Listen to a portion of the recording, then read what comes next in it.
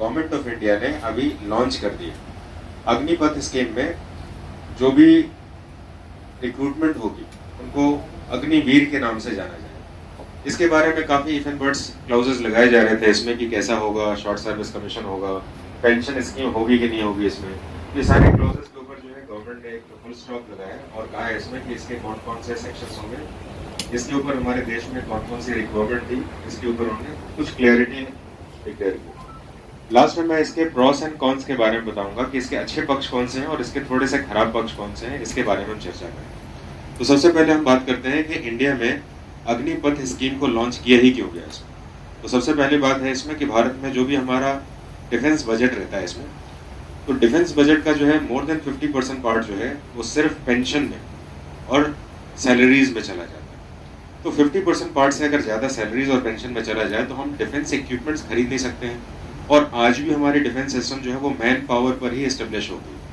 हम technological warfare में जा रहे हैं, लेकिन हमारे पास टेक्नोलॉजी खरीदने के लिए हमारे पास पर्याप्त संसाधन नहीं, और इस संसाधन के आने वाले समय में बढ़ने के चांसेस भी नहीं थे। तो गवर्नमेंट ने सोचा इसमें कि कौन सी स्कीम लॉन्च की जाए जिससे कि हम अपने आर्म फोर्सेस को ज़्यादा मॉडर्नाइज कर सकें, वेल इक्विप्ड कर सकें। कुछ अगर डेटा कंपेयर किया जाए तो वर्ल्ड की हम सेकेंड लार्जेस्ट आर्मी है या मिलिट्री है, और फर्स्ट में चाइना आता है। लेकिन चाइना को जब हम कहते हैं 20 लैक्स उसके पास मिलिट्री स्ट्रेंथ है इसमें, लेकिन हमें ये भी तो ध्यान रखना होगा कि चाइना की टेरिटरी जो है वो भारत से 3 टाइम बड़ी भी तो है। तो 3 टाइम बड़ी होने के बाद भी चाइना के पास 20 लैक्स मिलिट्री स्ट्रेंथ है और हमारे पास जो है 14.5 लाख। तो 14.5 लाख की स्ट्रेंथ जो है हमारे पास प्रोफिशिएंसी भी थी और एक लाइबिलिटी भी थी। लाइबिलिटी इन सेंस में थी कि हमारा मोर देन 50% डिफेंस का बजट जो था वो सिर्फ पेंशन और सैलरी में चला जा रहा था, और ऐसे बजट के बाद हमारे पास कोई न्यू इक्विपमेंट्स खरीदने के लिए पैसे नहीं बच रहे। तो गवर्नमेंट ने इसके ऊपर विचार किया इसमें और एक ऐसी स्कीम लेकर आए जिसमें कि बहुत सारे लोगों को नौकरी भी मिल सके, देश को स्टेबिलिटी, देश को रिस्पॉन्सिबल सिटीजन मिल सके इसमें, और हम डिफेंस के साथ बहुत सारे लोगों को जोड़ भी सकें। और ये सारे कंक्लूजन के बाद जो हमारे पास जो स्कीम आई है उसका नाम है अग्निपथ स्कीम, जिसमें कि भारतीय युवाओं को, मैं यहाँ पर बात कर रहा हूँ PBOR entry, personal below officers entry. ये ऑफिसर्स एंट्री के लिए नहीं है, पर्सनल बिलो ऑफिसर्स एंट्री के लिए। इसमें जो भी लोग शामिल होंगे इसमें उनका एज स्लैब होगा 17.5 साल से लेकर 21 साल के बीच में, यानी देश के मोस्ट युवा लोग जो है इसमें शामिल होंगे। यहाँ पर एक अच्छी बात यह है कि इसमें गर्ल्स भी शामिल होंगे, यानी गर्ल्स को भी मौका मिला है कि वो भी जाएं और देश की सेवा में 4 साल का कम से कम का कंट्रीब्यूशन करें। तो 4 साल का कंट्रीब्यूशन करने के बाद सबसे पहले डिफेंस से रिलेटेड उनके पास एक डिग्निटी आ जाएगी, फौजी हैं वो। दूसरा ये है डिसिप्लिन सीख लेंगे, उसमें आर्म्स एम्यूनेशन को यूज़ करना सीख लेंगे। हमें पता है हमारे फंडामेंटल ड्यूटीज़ में देश को जब भी ज़रूरत पड़े तो हमारे देश के नागरिकों को असेंबल होना होता है देश के सिक्योरिटी के लिए। तो सिक्योरिटी के लिए असेंबल होंगे किस लिए, जब हमारे पास आर्म्स इन्फॉर्मेशन नहीं होगा। तो हमारे देश ने एक फ्यूचर विजन को भी सेट किया है इसमें कि आने वाले समय में अगर ऐसी कोई ज़रूरत पड़ जाए तो हम अपने सिविलियंस को, जो कि पहले से वेल इक्विप्ड और इन्फॉर्म्ड हैं, ट्रेंड हैं मिलिट्री सर्विसेज में, और उनको हम बाद में इसका यूज़ कर सकें पर्पसफुली। तो ऐसे समय में अग्निवीर जो होंगे आने वाले समय में 4 साल की सेवा कंट्रीब्यूट करें। तो इसके साथ गवर्नमेंट ने कुछ स्कीम्स बनाई हैं जिसके ऊपर प्रॉस एंड कॉन्स दोनों ही बनाए जा सकते हैं कि अच्छी बात क्या है और इसमें खराब बात क्या है। तो अच्छी बात तो ये है कि इसका स्लैब बहुत बड़ा होगा, जैसे कि हाल ही के समय में इसमें 45 लाख वैकेंसीज, 45,000 वैकेंसीज आ जाएंगी। 45,000 वैकेंसीज आने का मतलब ये है कि बहुत सारी वैकेंसीज, बम्पर वैकेंसीज, और इसमें बहुत सारे लोग अब इसमें एंट्री ले सकेंगे इसमें।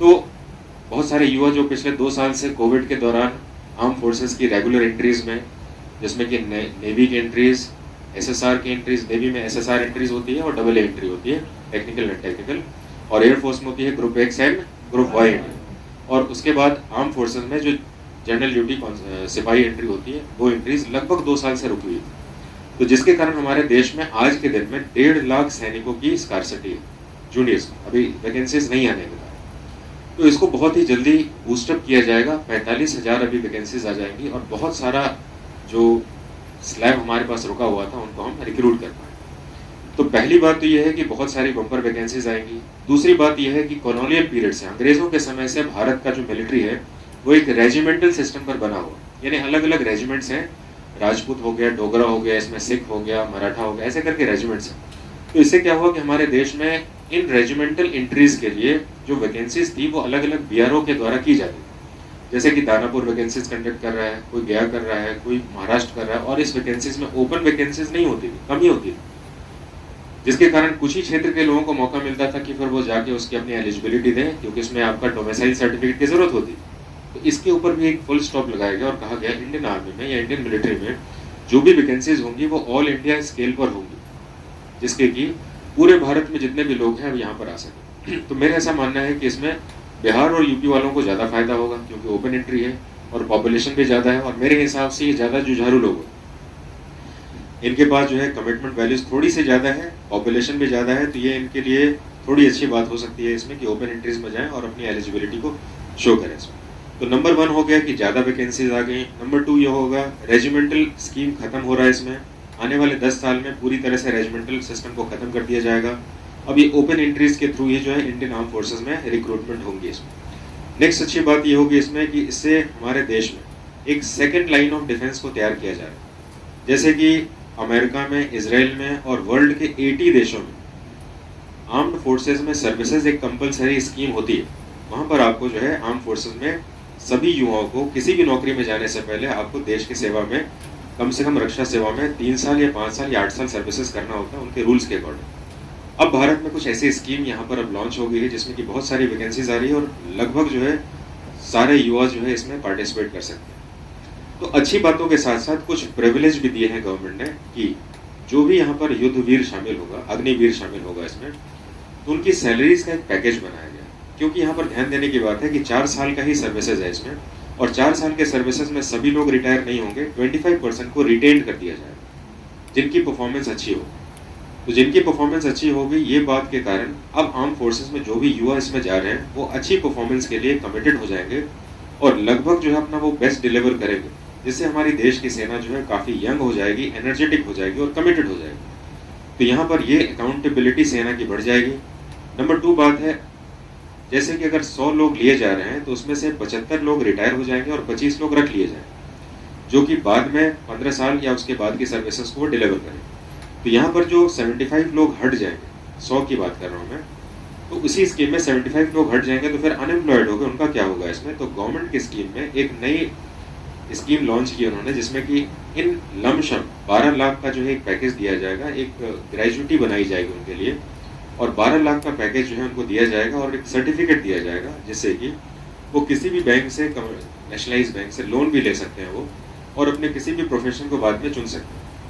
यहाँ पर 4 साल की मिलिट्री ट्रेनिंग का सर्टिफिकेट जो होगा वो किसी भी कॉर्पोरेट सेक्टर में उनकी इस एलिजिबिलिटी को और ज़्यादा साउंड करेगा, अफर्म करेगा इसमें कि ये जो है ऑनेस्ट है, डेडिकेटेड है, डिसिप्लिन है और कमिटेड है। तो जाहिर सी बात है उनकी क्रेडिबिलिटी एज ए यूथ बढ़ जाएगी इसमें। यहाँ पर ध्यान देने की बात है कि इससे पहले जो है शॉर्ट सर्विस कमीशन जो हुआ करते थे वो 14 साल के लिए हुआ करते थे, 5 साल 14 साल, यानी 15 साल के बाद पेंशन आ जाती थी, तो 14 साल। आर्म फोर्सेज में अगर देखा जाए तो आर्मी, नेवी, एयरफोर्स नॉर्मली 15 साल और 17 साल के बीच में लगभग अपने 70% स्टाफ्स को हटा देते, और वो उस समय रहता था कि जब वो 30 और 35 साल के बीच के स्लैब रहते थे और उसमें पढ़ने की भी क्षमता नहीं होती थी, और वो अपनी लाइफ के बीच के पार्ट में आ जाते थे, लाइफ की रिस्पॉन्सिबिलिटीज आ जाती थी इसमें, और उसके कारण उनको कंपटीशन में जाना होता था कब? 35 साल के बीच में। तो ये एक बहुत अच्छा ऑफर दिया गया है गवर्नमेंट के द्वारा, जिसमें कि अगर वो 24 साल के अंदर में, 24 और 25 साल के अंदर में रिटायर होते हैं इसमें, तो उनके पास आने वाले 5 साल भी कमीशन की एज बचे और उनके पास आर्म फोर्सेस का एक्सपीरियंस भी बचा है, वो पूरी तरह से जवान है इसमें, और उसके बाद के चैलेंजेस को पूरी तरह से वो निभा भी पाएंगे। तो एक बहुत अच्छी बात है इसमें। इसके साथ कुछ कॉन्स की बातें कर लेते हैं इसमें। कॉन्स यानी कुछ नेगेटिव फैक्ट जो कि एनालाइज किया जाए। जैसे कि हमारे देश में कहा जाता है नमक नाम निशान है ना, उसके साथ लोग जुड़े होते हैं और उसके लिए जी जान लगा देते हैं। अलग अलग रेजिमेंटल का वॉर क्राई भी होता है, और उसके लिए जो है जब भी वो किसी रेजिमेंट में शामिल होते हैं तो अपनी पूरी जिंदगी जो है उस रेजिमेंट को जीने के लिए, उसको बढ़ाने के लिए जो है अपनी जीवन को लगा देते हैं इसमें। तो रेजिमेंटल स्कीम खत्म होने से जो लोगों का एक बॉन्डिंग है, एक फैमिली हुड बनता है इसमें, वो आने वाले समय में कम हो जाएगा और खत्म होने के चांसेस देखे जा रहे हैं। लेकिन गवर्नमेंट ने कहा है इसमें, या उन्होंने, उनका एश्योरेंस है इसमें कि इंडियन आर्म फोर्सेज अब एक यूनिट के रूप में काम करेगी। तो जहाँ पर रेजिमेंट के लिए सोचते थे अब वो देश के लिए सोचेंगे, तो उनको शिफ्ट होने में ज़्यादा समय नहीं लगेगा। तो ये कॉन्स के बारे में हमने बात किया। दूसरा कॉन्स ये है इसमें कि मिलिट्री में जाने का मतलब होता है देश की सेवा करना, लाइफ लॉन्ग करना। ये काइंड ऑफ प्रिविलेज होता है। लोग जो है जब जाते हैं मिलिट्री में तो चैलेंजेस होते हैं डिफरेंट टेरेन के। जम्मू कश्मीर गए, कभी नॉर्थ ईस्ट गए, कभी साउथ में गए। इसमें ऐसे समय में अगर 4 साल की ही सिर्फ कैरियर होगी इसमें, तो अपने 4 साल के कैरियर में भारत के बहुत सारे भाग तो देख ही नहीं पाएंगे। 1 या 2 पोस्टिंग से ज़्यादा उनके पास ऑप्शन नहीं होगा, जिसके कारण आर्म फोर्सेस को पूरी तरह से समझने का मौका उनको नहीं मिलेगा। यहाँ पर और एक बात कही गई है इसमें कि 100 में से 25 लोगों को रखा तो जा रहा है। अगर अच्छे क्रेडिबल लोग होंगे इसमें तो आने वाले समय में उनको मौका मिलेगा और फिर वो अपने सर्विसेज को आगे वो कैरी ऑन कर पाएंगे इसमें। ये कुछ अच्छी बातें हैं इसमें जिसके साथ वो जुड़ सकते हैं। तीसरा मैं और एक अच्छी बात देख रहा हूँ इसमें, आर्म फोर्सेस के लिए जो लोग हैं जो अंदर जाने के बाद जो अपने आप को लॉन्ग सर्वाइवल में फिट नहीं पाते हैं, कुछ मेडिकल कैटेगरीज हो गया, कुछ भी रीज़न हो गया इसमें जिसके कारण वो आगे कैरी नहीं कर सकते हैं और फिर बाद में जो है बिना अपनी पोटेंशियल के, बिना अपनी विलिंगनेस के वो जॉब को जो है सिर्फ कर रहे हैं इसमें। ऐसे समय में 4 साल का कैरियर जो है काफ़ी एनर्जेटिक और बहुत ही वैराइल एक अपॉर्चुनिटी होगा। अगर उन्होंने 4 साल के अंदर अपने आप को बहुत फिट कर लिया इसमें, तो एक रेटिंग के अनुसार में वर्ल्ड में जितने भी देश हैं जो कि डेवलप कैटेगरी की ट्रेनिंग में आते हैं इसमें, आज भारत के पास इन एवरेज जो है हमारी सेना बूढ़ी होती हुई सेना है। एवरेज एज जो है 32 साल और हमें ध्यान रखना होगा अमेरिका का तुलना करें तो 28 साल। और इस स्कीम के लाने से अब हम भारत की जो सेना हो जाएगी वो 26 साल की एवरेज एज में पहुंच जाएगी, यानी कि वर्ल्ड की one of the youngest army का टैग मिल जाएगा। और हमें पता है कि यूथ के पास जो एनर्जी रहती है, अगर वो एनर्जी हमारे आर्म फोर्सेस में चली गई तो जाहिर सी बात है हमारा देश जो है वो डिफेंस और सिक्योरिटी में काफ़ी ज़्यादा खुद में ही स्ट्रेंथन हो जाएगा। यहाँ पर एक और बात हमें ध्यान देना है इसमें कि हमारे डिफेंस में आज तक कहा जाता है कि हम लोग जो है एक मैन पावर के रूप में काम करते हैं, यानी कि हम जो है बहादुर थे हैं और बहादुर होने के कारण जो है सिर्फ अपने फिजिकल एफिशिएंसी पर ही वॉरफेयर में लड़ाई करते हैं इसमें। अगर हमने इसकी स्ट्रेंथ को कट डाउन किया, लाइबिलिटीज़ को कट किया इसमें, तो हमें बहुत सारा एडवांस मैकेनिकल टूल्स मिलेगा इसमें, इक्विपमेंट्स मिलेंगे, जिसके कारण हम आज के दिन में वर्ल्ड की रेटिंग में जो सबसे ज़्यादा एडवांस मिलिट्री है, चाहे हम अमेरिका को ले लें, चाहे फ्रांस को ले लें, चाहे हम इसमें चाइना को ले लें, तो इनके बराबर आने का मौका हमें मिलेगा। क्योंकि स्ट्रेंथ के अकॉर्डिंग हमारा बजट जो है वो अभी इसको मेंटेन नहीं कर पा रहा है। और ये स्कीम से हमारे जो पास जो बजट अलॉटमेंट होती है इसमें, इन एवरेज अगर कहें इसमें कि 4.5 लाख करोड़ का बजट होता है हमारे देश में डिफेंस के लिए, और 4.5 लाख करोड़ में से जो है 54% का बजट जो है वो सिर्फ और सिर्फ सैलरी और पेंशन में चला जाता है। और हमारे पास जो बचता है इक्विपमेंट्स के लिए वो बहुत ही कम बचता है, जिसके कारण हम डेवलपमेंट नहीं कर पाते। और अगर हम इसको डेवलप कर पाए तो आने वाला हमारा मिलिट्री जो होगा वो अपने टेक्नोलॉजिकल वॉरफेयर के लिए खुद को तैयार करेगा और वर्ल्ड में इंडिया का रिकॉग्निशन जो होगा एक स्ट्रेंथन और वेल इक्विप्ड मिलिट्री सर्विसेज के रूप में। आने वाले समय में इसके चैलेंजेस को देखते हैं इसमें, और कौन कौन से स्कीम्स गवर्नमेंट और भी इसमें एड ऑन करती है। क्या ये स्कीम टेम्प्रोरी है भी कोविड को देखते हुए है, या कुछ और पर्पस के लिए बनाई गई है, क्योंकि हमारे पास जो है अभी बॉर्डर डिस्प्यूट्स हैं और हम जो है खुद को 2 फ्रंट वॉर के लिए भी तैयार कर रहे हैं। शायद ये भी हो सकता है कि हमारे जो यूथ हैं इनकी संख्या को बढ़ाई जाए, ताकि जब ज़रूरत पड़े तो चाइना के पास 20 लाख की सेना है और हम इस स्कीम से आने वाले 10 सालों में अपनी सेना को 30 लाख की सेना बना लें। शायद कुछ ऐसी बातें हों, लेकिन ये सब बातें अभी सिर्फ विचार करने की है, आने वाले समय में इसका रिजल्ट मिलेगा।